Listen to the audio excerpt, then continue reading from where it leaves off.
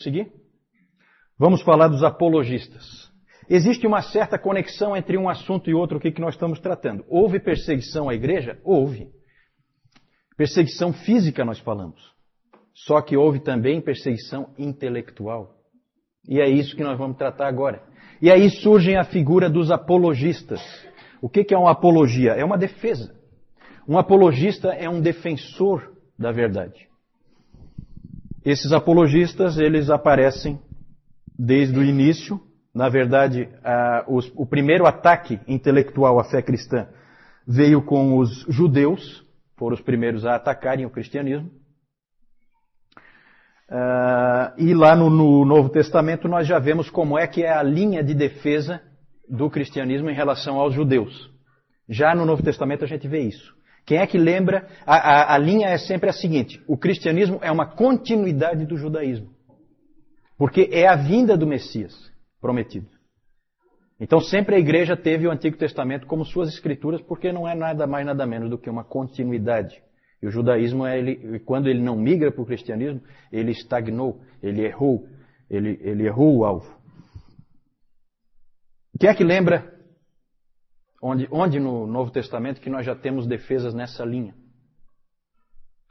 Vamos lá, provinha, prova oral. Defesas nessa linha de que o cristianismo nada mais é do que uma continuidade do judaísmo.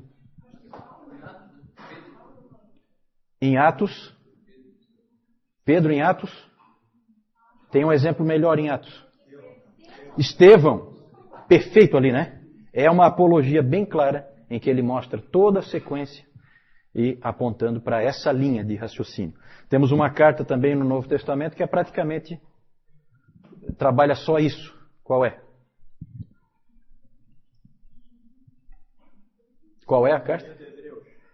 Hebreus, exatamente. Hebreus. É a carta aos... também trabalha exatamente isso, uma continuidade em relação ao judaísmo. É isso que o livro de Hebreus trata.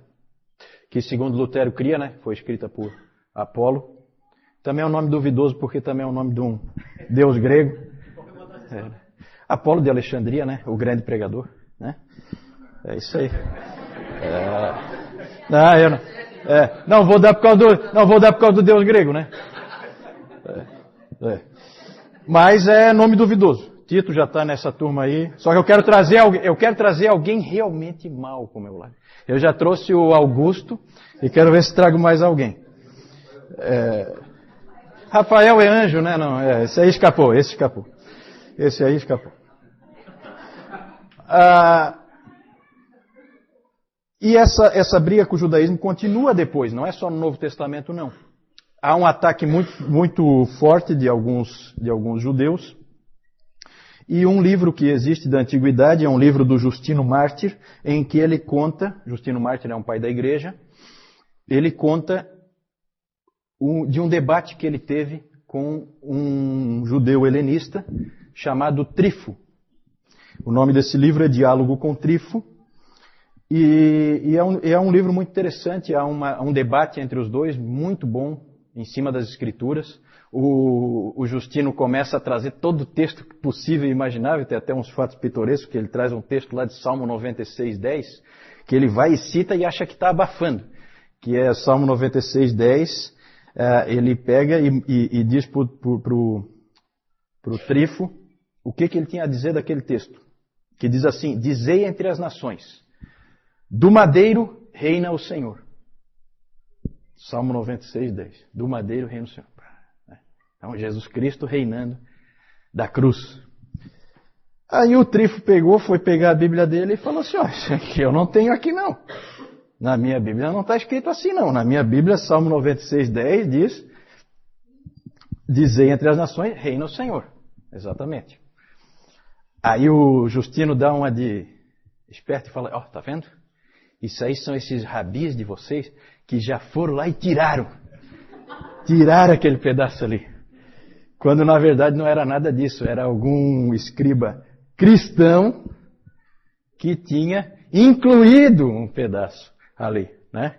E o Justino estava com essa cópia que não estava fiel ao original, e o Trifo tinha Velho Testamento em hebraico, e o Justino tinha o Velho Testamento, a Septuaginta, a versão em grego.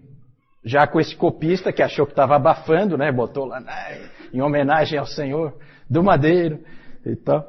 E são fatos pitorescos assim.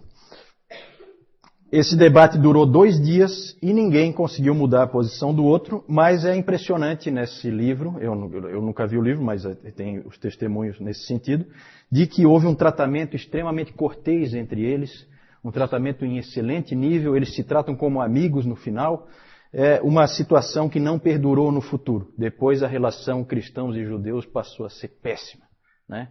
Os rabis lançaram lá o tal do Talmud babilônico, atacando e jogando anátema para todo lado em cima dos cristãos, e os cristãos começaram a usar expressões do tipo assassinos de Cristo para os judeus, né?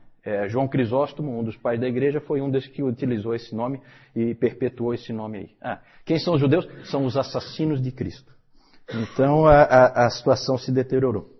Agora o judaísmo, houve então esse tipo de conflito aí com o judaísmo, mas o principal é com o paganismo. Pode passar ali. E aí nós temos várias obras da antiguidade aí, escritas por cristãos, para defender o cristianismo. Nós temos essa Epístola a Diogneto. É um material muito interessante, com uma boa visão da graça, porque uma coisa que é interessante dessa época aí da história da igreja é que ninguém entendeu a graça.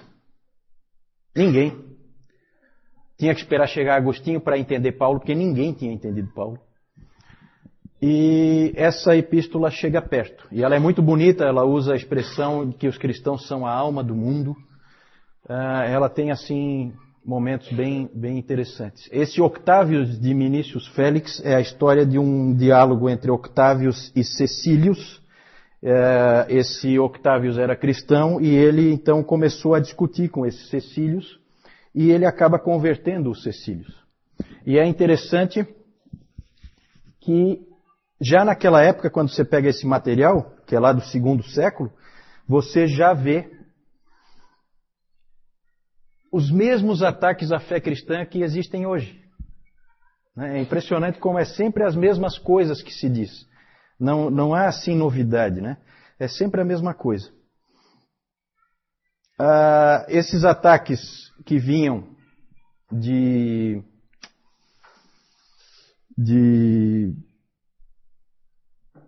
fontes pagãs, normalmente de filósofos e tal, eram ataques sofisticados. Nós temos um famoso que é um livro do Celsus, né?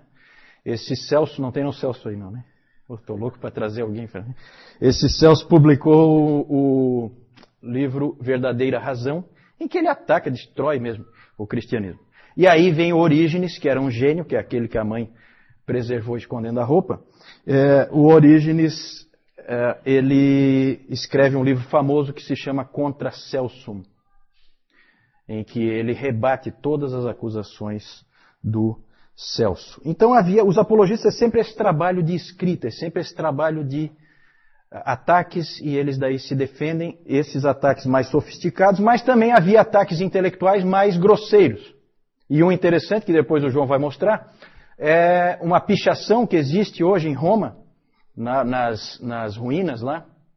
Existe uma pichação na parede, com uma figura de um burro crucificado, um homem com cabeça de burro, e embaixo escrito, Alexandre adora o seu Deus. Ou Alexandre adorando o seu Deus. Isso é encontrado hoje lá. Na verdade, o que é? É uma gozação de algum vizinho mala lá, do tipo do... né? Que não gostava do Alexandre, não gostava dos cristãos, e então fez ali, uma referência a Cristo daquela maneira, em que ele procurava desonrar a Cristo.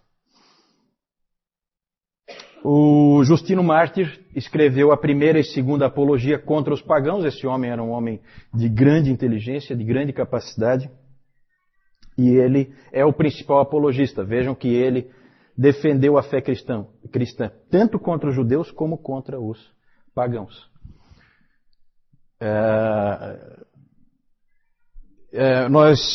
Na verdade, nós temos que agora parar para pensar um pouquinho porque a relação entre o judaísmo e o cristianismo é evidente, é simples de ver. Mas a relação entre o cristianismo e o paganismo é um pouquinho mais complicada. E aí havia um problema, havia uma dificuldade. Como tratar a cultura em que a igreja está inserida? Como ver a cultura? Como encarar? Devemos pegar o que se sabe, o que se conhece na cultura pagã e trazer para dentro da igreja, ou devemos nos afastar completamente? Isso foi um problema muito sério, uma dificuldade muito grande para a igreja saber como tratar isso. Daqui a pouco nós vamos ver em detalhes como que isso funciona. Na verdade, nós temos duas abordagens, duas formas de tratar a cultura nessa época dos apologistas. Pode passar isso. Cristianismo e cultura, duas abordagens. Uma é a abordagem de Clemente de Alexandria. Clemente, como um homem de Alexandria, evidentemente ele tinha em alta conta todo o conhecimento que já existia, conhecimento pagão, todos os escritos filosóficos, tudo para ele era de grande valor. E ele, então, ele enxergava assim. Quando ele era perguntado se os cristãos deveriam repudiar todas essas coisas ou abraçá-las, o Clemente respondia: se alguém precisa de comida, deixe-o ordenhar a ovelha. Se precisa de roupa, deixe-o tosquiá-la. Da mesma forma, deixe-me usufruir da erudição grega. Ele achava que todos os filósofos pertenciam aos cristãos. Que aquilo tudo era dos cristãos. E que aquilo tudo era para ser usufruído pela igreja. E não jogado fora. Essa era a postura do Clemente de Alexandria. Não é à toa que venha de Alexandria esse pensamento. E o Justino Mártir tem uma frase famosa dele em que ele dizia que onde quer que haja verdade, ela vem de Cristo e pertence a nós. A mesma atitude. É verdade? É nossa. Então vamos pegá-la para nós. Essa é uma atitude, a atitude de integrar essas coisas no cristianismo. E a outra atitude, saindo de Alexandria, que é no norte da África, e indo mais para o ocidente, mais para o oeste, nós chegamos em Cartago, também no norte da África, e lá nós encontramos Tertuliano. E Tertuliano tem uma postura oposta. Ele acha que não deve haver nenhum vínculo entre a igreja, entre a fé cristã e a filosofia grega, o pensamento dos pagãos. Quem é que está certo? Pergunta difícil. Na verdade, a postura de Clemente, e que também foi depois a postura de Orígenes, que é sucessor de Clemente em Alexandria, é uma postura perigosa, porque ela leva facilmente a um sincretismo. Parecido com o que existe hoje em dia, né? Quando a gente pega e inclui a ciência dentro da igreja, e aí acontece coisas como a que o Nilton pregou hoje de manhã, de pessoas que misturam o relato bíblico com o evolucionismo, ou então no tratamento das vidas das pessoas na igreja, você começa a misturar a palavra de Deus com a psicologia, por exemplo. No fim você não sabe se você está realmente tratando pela psicologia ou pela Bíblia, você já não sabe mais. Começa a haver uma mistura, começa a haver um sincretismo, e não é à toa que em Alexandria floresceu o gnosticismo valentiniano, porque você acaba abrindo o caminho para todo tipo de sincretismo, mistura de religiões. Cartago, nós temos Tertuliano. Tertuliano é uma grande figura da história da igreja, já citei ele várias vezes aqui. E esse Tertuliano, ele foi um homem que ele era um advogado, ele se converteu mais ou menos na meia-idade, em torno de 40 anos. E ele era um homem muito enérgico, muito combativo, gostava de uma briga, e grande orador, grande pregador, extremamente dogmático, firme nas suas posições, e ele não gostou nada da atitude que Alexandria tinha em relação aos gregos. ele disse, eu tenho aqui uma frase dele, deixa eu ver onde é que está. É uma famosa frase, que talvez vocês já tenham escutado. O Tertuliano tem várias frases famosas, em que ele pergunta o seguinte: o que tem Jerusalém com Atenas? Já ouviram essa frase? É dele. O que é que Atenas tem a ver com Jerusalém? O que é que tem a academia com a igreja? O que é que tem os hereges a ver com os cristãos? Essa era a posição dele. E o Tertuliano, na verdade, ele era um pouco exagerado. E nessa posição dele também tinha problema. Na primeira nós tínhamos esse problema do sincretismo. Começa a misturar tudo, no fim você já não tem mais um cristianismo puro. E no caso do Tertuliano, você tem um isolamento da igreja em relação à cultura. Ele se isola e você começa a ter um cristianismo estranho. E o Tertuliano tinha umas frases que não ajudavam nada.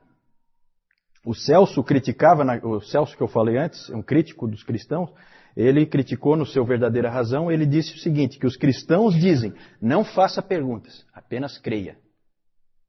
Isso para o Celso era inadmissível.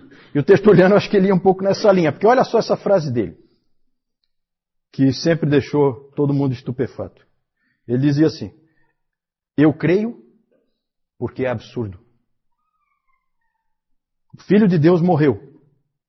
Isso é crível porque é uma tolice. E ele foi morto e ressuscitou. Isso é certo porque é impossível. Esse tipo de atitude não ajudava nada, porque, na verdade, pessoas como Celso achavam isso uma coisa irracional. E o cristianismo não é irracional. Então esse aí é um outro extremo que o Tertuliano foi, que também não foi muito legal. O Tassiano, que é outro pai da igreja, esse foi pior ainda, ele era mais radical ainda. E o monasticismo medieval, os monges medievais, não foram numa direção muito diferente, não. Eles foram mais ou menos nessa direção aí. Tem aquele livro, O Nome da Rosa, do Humberto Eco, que eu nunca me atrevi a ler, porque dizem que é terrível de ler, né? Porque ele escreve um monte de línguas diferentes, porque cada monge fala numa língua diferente. E tem até um monge lá que fala todas as línguas juntos, né? Ele sabia tantas línguas na história do Humberto Eco. Ele sabia tantas línguas diferentes que no final ele não sabia falar nenhuma. Então tem trechos lá em que esse monge fala que daí ninguém entende nada porque é misturado as várias línguas. Então é uma coisa esquisita. Mas nesse livro, o filme dá para assistir, né? O livro é complicado de ler. Mas ali tem a história gira em torno de um monge que queria dar um jeito de se livrar das obras de Aristóteles. Certo? Então é dentro dessa atitude aqui do Tertuliano. Certo? Ele queria se ver livre das obras do Aristóteles. O livro gira em torno desse tema. Né? Quem é que está certo? Quem está certo? Vejam bem, gente, aqui a gente tem que pensar assim, a igreja é uma só. Quando um cara lá em Alexandria fala uma coisa, me afeta aqui. Porque não existem várias igrejas, existe uma igreja única. É a igreja católica, que nós falamos antes. Essa época ainda é uma época em que a igreja é uma só. Então um se preocupa com o que o outro pensa. É diferente de hoje em dia em que todo mundo é meio independente e tal, a igreja é toda dividida. Não, nesse tempo não. Quem é que será que estava certo? Para que direção a igreja deve ir? Isso foi difícil. E não existe resposta fácil para isso. Na verdade, esse problema do cristianismo em relação à cultura sempre foi um problema. E é um problema hoje ainda. O quanto da cultura você aceita, o quanto não. Você pode assistir um filme de Hollywood? É errado um cristão fazer isso ou é certo? Um irmão vai dizer que é errado, outro irmão vai dizer que é certo. Um irmão diz que podemos usufruir disso, o outro vai dizer que não. O problema continua, gente. O problema continua.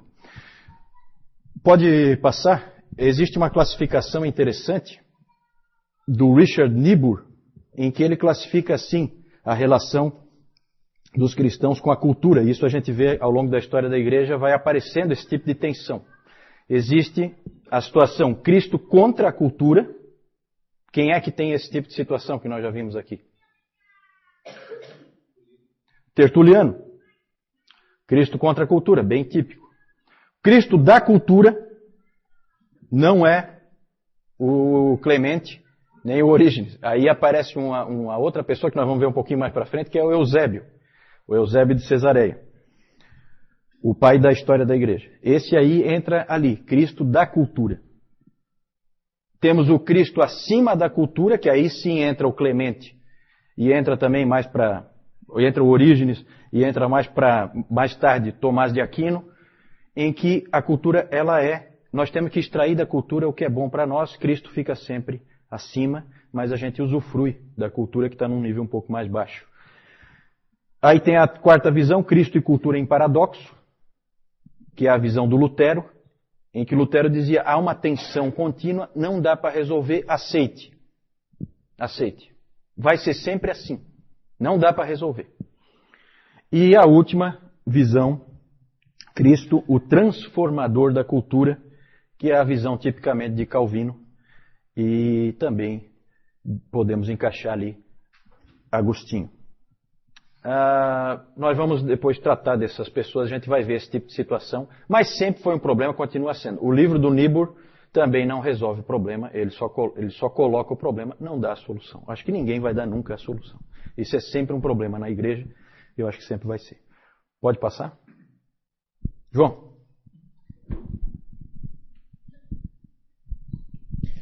Essa aqui é aquela pichação que foi colocada lá no muro ali daquele vizinho mala. Aqui, representando a cruz, aqui uma figura com a cabeça de um burro. E aqui, Alexandre adorando ali o burro. Então, quer dizer, se tem um adorando um burro, seria mais ou menos assim, um burro adorando outro burro, né? E aqui nós temos o Justino Mártir, figura dele. Próximo. Aqui nós temos o famoso farol de Alexandria, o porto de Alexandria também. Aqui o farol, onde já foi falado ali, inclusive da biblioteca lá de Alexandria. E aqui nós temos o Clemente de Alexandria, que também o Juliano falou ainda há pouco sobre ele. Alguma pergunta aí em relação aos apologistas?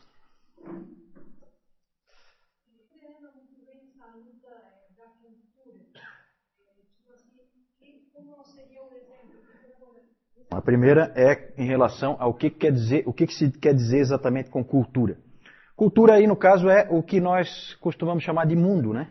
Na verdade, é tudo, é toda a forma de ser, os valores, as ênfases, a maneira de viver das pessoas que são do mundo. As filosofias que elas seguem, como elas constroem o pensamento delas, a maneira delas aprenderem, as ênfases, tudo isso é a cultura. Nós devemos trazer isso para dentro da igreja ou não? Nós devemos ser semelhantes a eles ou nós devemos ser radicalmente diferentes deles? Sempre foi, né?